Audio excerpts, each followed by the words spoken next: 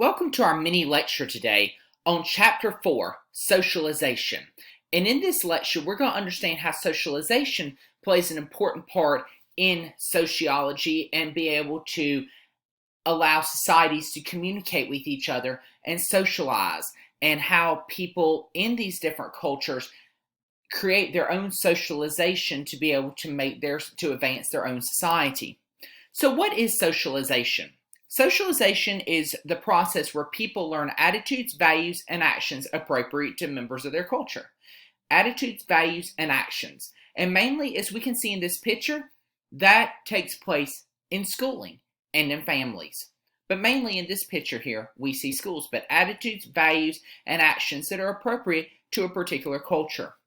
Charles Horton Cooley, who you learned about in the Chapter 1 mini lecture, said that humans' development is socially created. We develop in 3 stages. We imagine how we look to others, we interpret others' actions, and we develop self-concept. This goes back in with psychology, where you have modeling that takes place.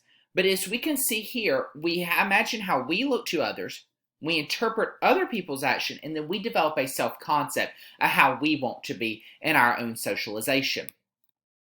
George Herbert Mead concluded that children are able to take on roles of significant others, and they develop themselves and their own expectations by watching the people and their culture and learning how to be able to act.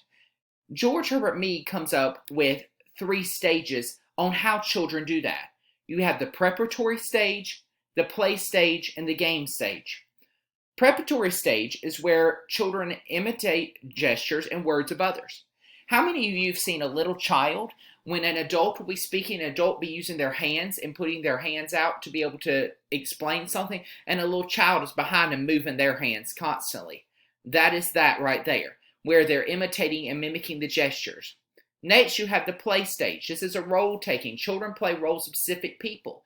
When you were a child, you may have actually played house before, where you played the different roles that were in there. And that's what that part is. In the game stage, you assume many different roles. Some people might be a teacher. Some people might be king of the hill.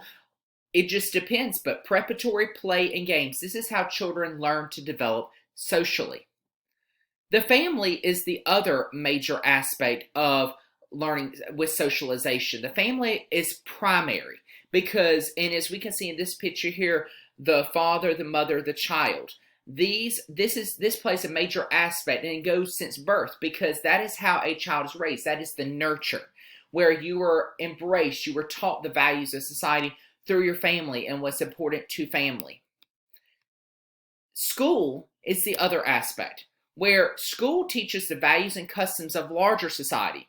What is teaching you the traditional socialize into your gender roles, what is norm and what is accepted in society. That's what schooling does. School teaches you those things and to be able to interact with each other. So you can only get so much social interaction with your family. You need that social interaction with your peers.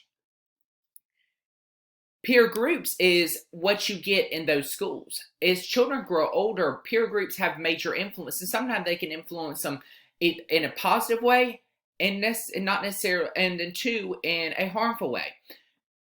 As you grow, you have to surround yourself with positivity and friendships that are positive. Preparatory play and games, you want to mimic each other, and people do that. Peer groups can help you to transition to those adults' responsibility, and they can teach you to honor or violate the norms and values of society.